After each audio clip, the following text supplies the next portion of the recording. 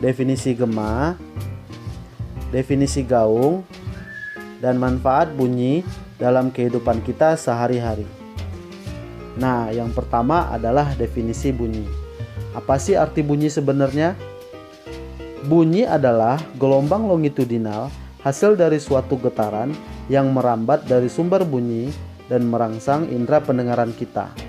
Contohnya, ketika meja dipukul, kita bisa mendengar bunyi karena adanya getaran dari meja yang dipukul tersebut merambat melalui udara dan akhirnya sampai ke telinga kita. Sumber bunyi ada banyak di sekitar kita, seperti alat musik, handphone, televisi, dan lain-lain. Gelombang longitudinal adalah gelombang yang memiliki arah getaran yang sama dengan arah rambatan. Bunyi bisa terjadi apabila ada getaran yang dari suatu benda, dan getaran tersebut merambat melalui medium bunyi dengan kecepatan tertentu. Berikut bisa kita lihat contoh bunyi yang merambat dari sebuah bel dan sebuah speaker. Nah, selanjutnya kita akan membahas tentang gema.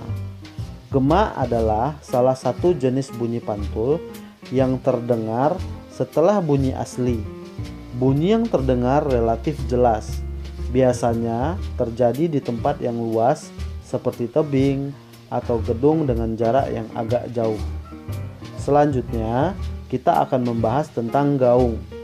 Gaung adalah bunyi pantul yang terjadi di ruangan yang relatif sempit dan bunyi yang terdengar hampir bersamaan dengan bunyi asli.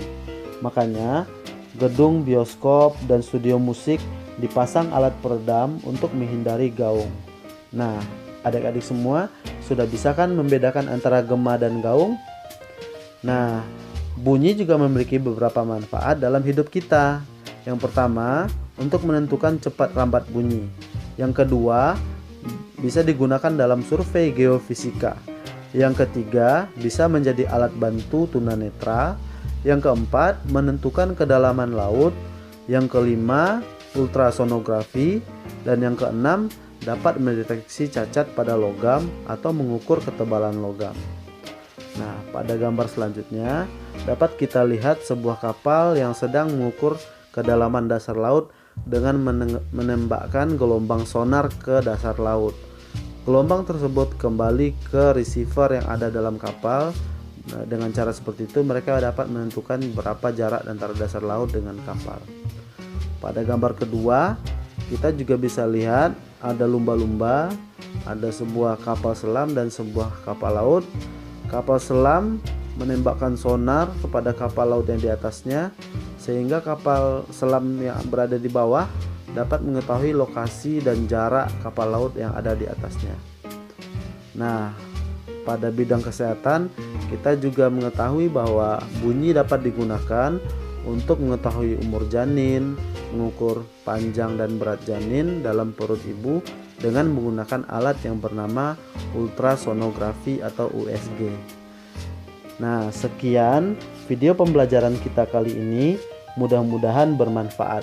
Sampai jumpa.